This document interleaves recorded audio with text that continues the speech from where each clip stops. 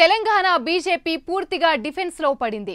నిన్నటి వరకు విమర్శలు ఎక్కుపెట్టిన బీజేపీ నేతలు ఇప్పుడు సైలెంట్ అయిపోతున్నారు. అసెంబ్లీలో వారికి అధికార పార్టీపై గలం విప్పే పరిస్థితి లేకుండా పోయింది. అసెంబ్లీ సమావేశాల్లో అనుసరించాల్సిన వ్యూహాలపై కాషాయ ఎమ్మెల్యేలు అయోమయంలో కనిపిస్తున్నారు. కేంద్ర బడ్జెట్లో తెలంగాణకు ఎలాంటి కేటాయింపులు లేకపోవడంలో వారి పరిస్థితి ముందు నుయ్యి వెనక గొయ్యి అన్నట్లు తయారైందంటున్నారు.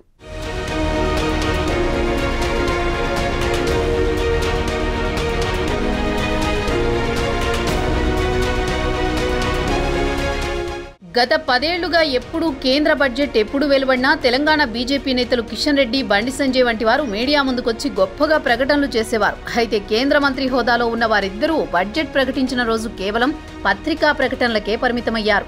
కేంద్ర బడ్జెట్లో తెలంగాణకు ఎలాంటి కేటాయింపులు లేకపోవడంతో వారు సైలెంట్ మోడ్లోకి వెళ్లిపోవాల్సి వచ్చింది. ఇక రాష్ట్రంలో గెలిచిన 8 మంది బీజేపీ ఎమ్మెల్యేలు కూడా అదే పరిస్థితి ఎదుర్కోవాల్సి వస్తోంది.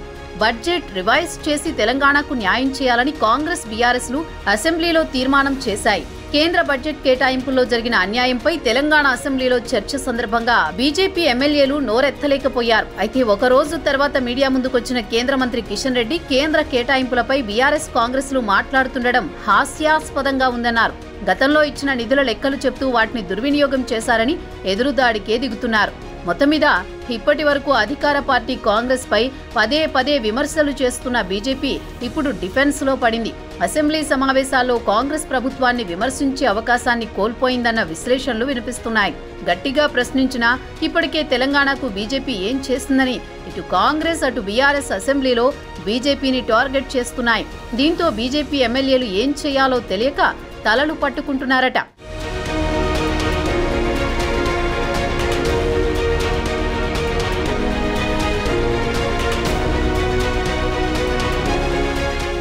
ఎనిమిది మంది ఎంపీలను గెలిపిస్తే తెలంగాణకు తెచ్చిందేంటి అని సూటిగానే ఆ పార్టీని కాంగ్రెస్, బీఆర్ఎస్లు ఎండగడుతున్నాయి. కేంద్ర బడ్జెట్లో తెలంగాణకు జరిగిన అన్యాయాన్ని ప్రస్తావిస్తూ కాషాయ పార్టీకి చెందిన 8 మంది ఎమ్మెల్యేలను ఇరకాటంలో పెట్టడానికి రెండు పార్టీలకు అవకాశం చిక్కింది. అటు కేంద్ర బడ్జెట్ను సమర్థించుకోలేక, ఇటు రాష్ట్రంలోని కాంగ్రెస్ ప్రభుత్వాన్ని విమర్శించలేక బీజేపీ ఎమ్మెల్యేలు ఆపసోపాలు పడాల్సి వస్తోంది. తెలంగాణలో విస్తరిస్తున్నామని ఇప్పటి వరకు ధీమాగా ఉన్న బీజేపీ ఎమ్మెల్యేలు ఇప్పుడు డైలమాలో పడ్డారు. నిన్న మొన్నటి దాకా ఆరోపణలు చేసిన BJP floor leader Eleti Maheshwar Reddy assembly budget సమావేశాల్లో గొంతు విప్పలేని పరిస్థితి. రాష్ట్ర ప్రభుత్వాన్ని కార్నర్ చేయడానికి అవకాశం లేకుండా పోయింది. తెలంగాణలో బలపడుతున్నామని, తామే ప్రత్యామ్నాయమని ఇంతకాలం ఆ పార్టీ నేతలు గొప్పగా చెప్పుకున్నారు. కానీ ఇప్పుడు రాష్ట్రంలో బీఆర్ఎస్, కాంగ్రెస్ విమర్శలకు సమాధానం చెప్పుకోలేక సతమతమవుతున్నారు.